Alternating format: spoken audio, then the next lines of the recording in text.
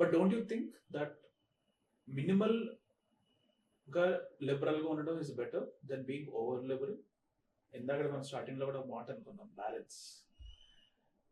Being a minimally liberal and being minimally strict is better than ఇది. మీకు example ఇస్తానండి.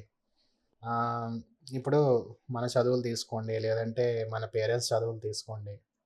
Okay, harassment పక్కన పెడితే స్టూడెంట్ అనేవాడికి ఐ వుడెంట్ సే భయం ఉండాలి అనట్లేదు. He should have that accountability. Good word, accountability. Yeah. Okay. Every person in the chain should be accountable.